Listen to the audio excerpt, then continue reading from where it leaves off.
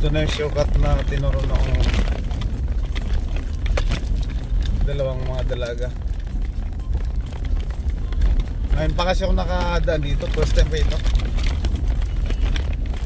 Kasi yung dinadaanan ko doon, nasira yung kalsada, nilagyan nila ng ano, burnalatan nilagay doon para makadaan ng mabuti ang tubig doon. Kasi pagka tagulan, nagbabaha doon sa area na yun. Kaya siguro sinara mo na, nilagyan nila ng ano, malaking daanan ng tubig.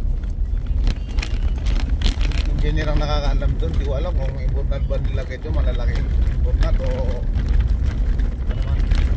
Ito kaya tinuro ng dalawang magkaibigan. Medyo ano tayo dito kasi hindi natin alam yung area dito.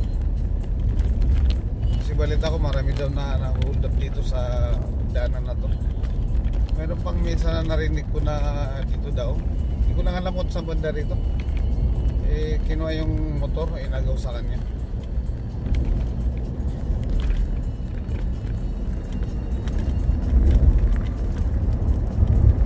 Dali naman pala ang daan. Siguro may mga pulis dito. May mga ilaw na kami, kislap. Ay, mga motor pala. Kala ko ano, tikwin. Motor pala itong ano.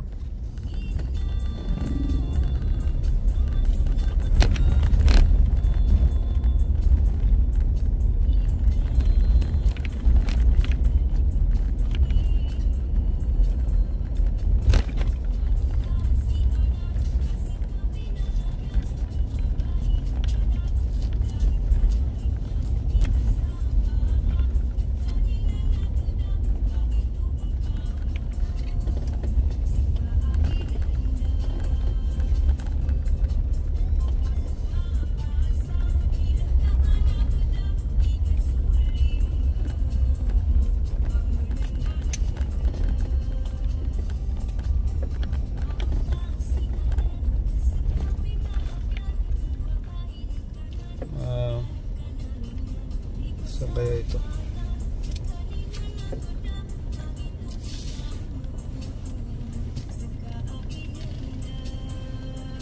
Magtanong tayo dito.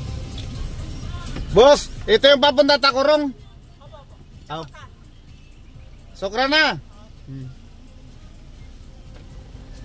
Ito na daw. Pakanan tayo.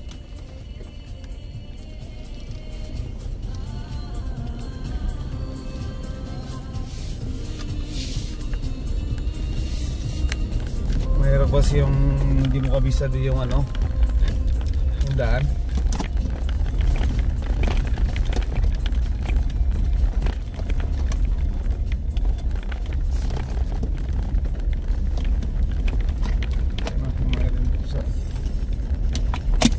Yung para kang ano, maghahanap ng RM sa gitna ng tambak ng buhangin. Sabi ng mga matatanda. Saka delikado pa naman dito mga ka-RP. Baka mamalikan ng tanungan dito. Matanong mo rito yung commander ng VIP o ISIS. Dito sa lugar daw to ano, sila dumadaan.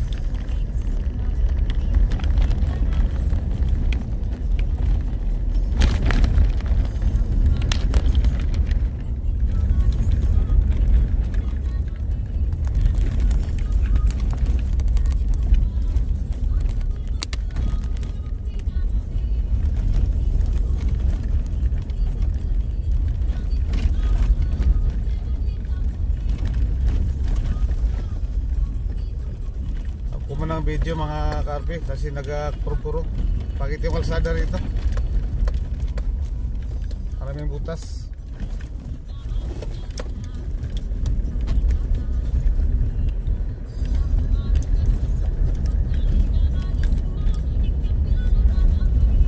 Susupo ka po nangyari dito sa video.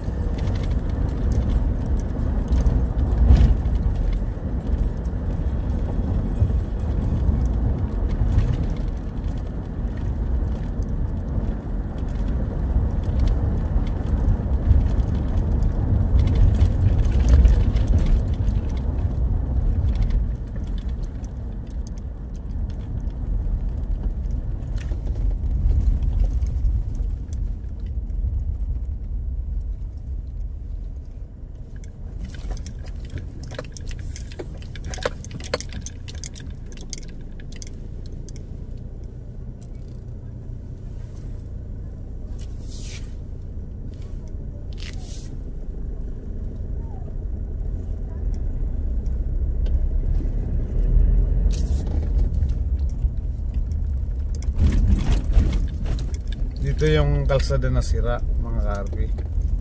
Kaya nakalibot po tayo.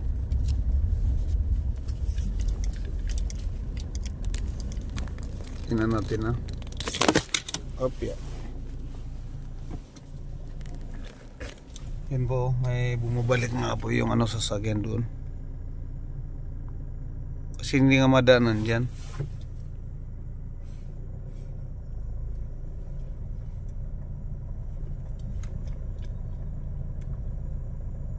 Bali nakabalik yung Hilux na red. Kasi nga hindi madaanan.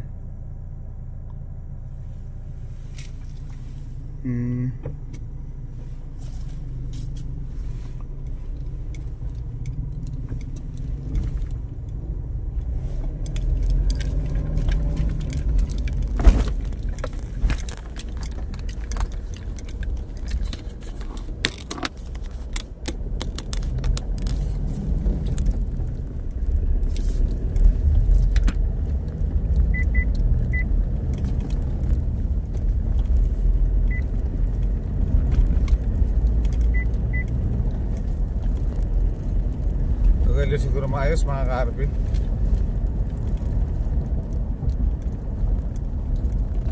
Kaya pag pumunta tayo ng Tacorong, dito na tayo madali makasyokat kasi ito yung pinakamalapit.